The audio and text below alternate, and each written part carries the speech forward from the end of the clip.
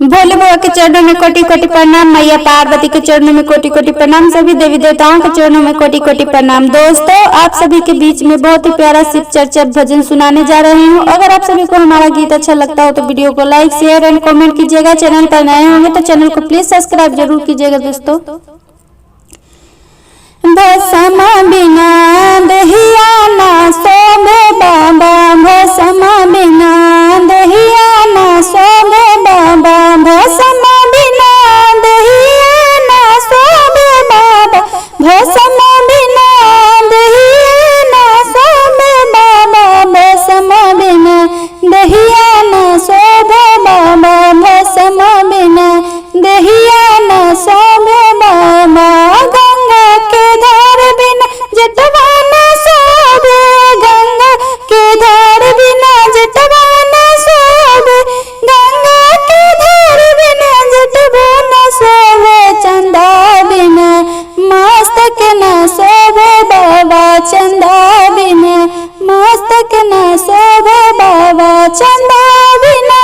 मस्तक ना सोबे बाबा, चंदा बिना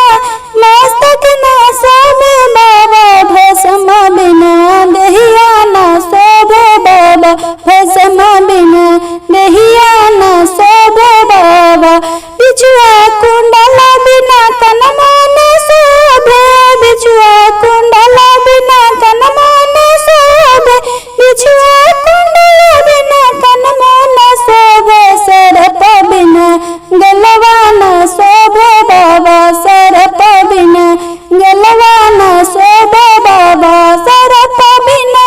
गलवा ना सोबे बाबा, सरप बिना गलवा ना सोबे बाबा, भस्म बिना दहिया ना सोबे बाबा, भस्म बिना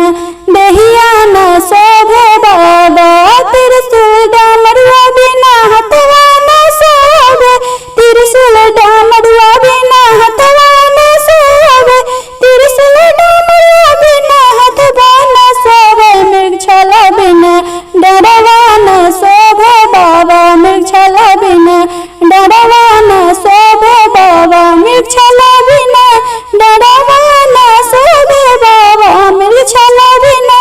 डरवा ना सोबे बाबा, भस्म बिना दहिया ना सोबे बाबा, भस्म बिना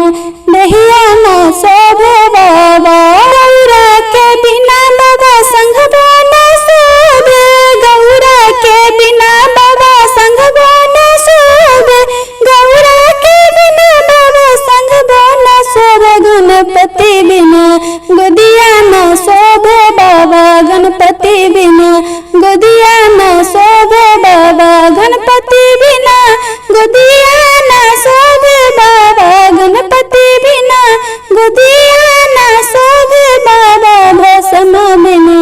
दहिया ना सोबे बाबा, गणपति बिना